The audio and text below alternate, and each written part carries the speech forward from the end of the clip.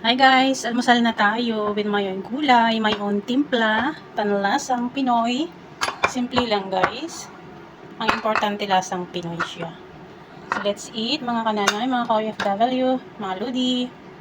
Ay nako, nagantay pa ako kanina ng ilang minuto pero mainit pa rin. Umuusok pa guys. I love vegetables. Ayan.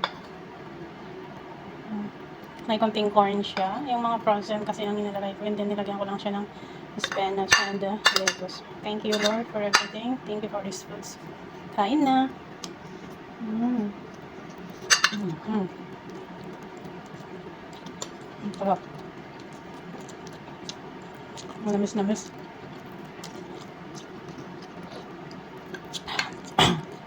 Mainit.